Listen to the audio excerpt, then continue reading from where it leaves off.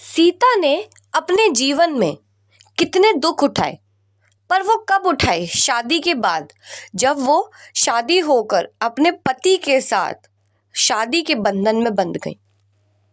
और वो जितने भी संघर्ष उन्होंने सहे, वो किसकी वजह से सहे? अपने पति श्री राम की वजह से। क्योंकि वो अपने मायके में तो बहुत सुखी थी, बहुत धन दौलत, राजा की वो बेटी थी, महलों में पली, उनके आगे पीछे नौकर चाकर रहे, किसी चीज की कमी नहीं थी। और श्री राम जो राजा के बेटे थे, उनके जीवन में एक रातों रात उन्हें वनवास मिल जाता है। तो वो सीता ये नहीं सोचती कि मैं किसकी बेटी थी, मैं किसकी पत्नी हूँ, किसकी बहू हूँ। उन्होंने सिर्फ ये देखा कि मैं अब एक अकेली औरत नहीं हूँ, मैं और मेरा पति हम दोनों एक हैं, हम दोनों को मिलाकर हम एक बनते हैं। सीता राम, कभी भी सीता अलग और राम अलग नहीं बोला जाता। क्यों? क्योंकि ये दोनों एक ही है। इसीलिए सीता जी ने एक पल के लिए भी ये नहीं सोचा कि मेरे जीवन में ये क्या हो गया, मेरा पति वनवास जा रहा है और मैं क्यों जाऊं उनके साथ वनवास।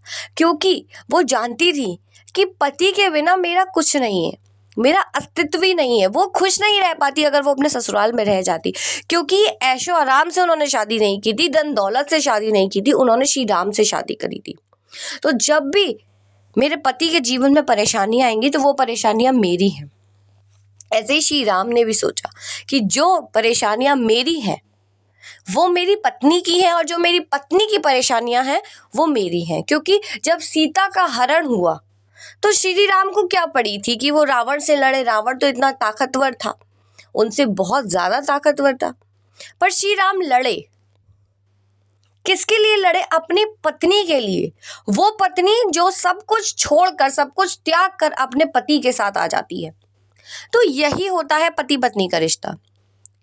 जब पति पर मुसीबत आती है तो पत्नी उसके साथ खड़ी रहती है, और जब पत्नी पर मुसीबत आती है तो पति उसके साथ खड़ा रहता है।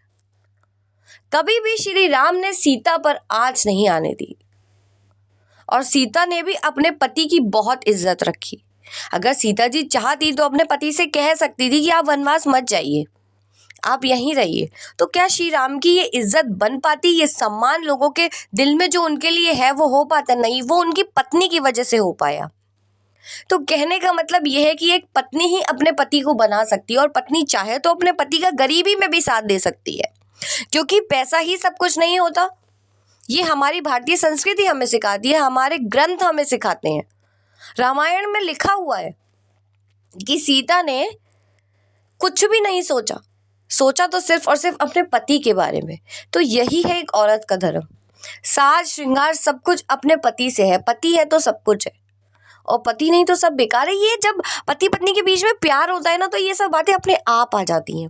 ये किसी को बताने की ज़रूरत नहीं पड़ती। फिर कोई फ़र्क नहीं पड़ता कि कोई हमारे बारे में क्या कहे, कोई मेरे पति के बारे में क्या कहे, या मेरे पति के पास कितनी दौलत है। ये उस औरत को फिर फ़र्क नहीं पड़ता। जहाँ प्यार होता है वहाँ पर, जब पति और पत्नी एक दूसरे को एक मान लेते हैं कि दो जिस्म एक जान है। जैसे कि सीता और राम, कभी भी सीता के बिना राम लिया ही नहीं जाता नाम, क्योंकि अधूरे हैं दोनों। सिया राम ही बोलते हैं, ये उनका प्यार ही है।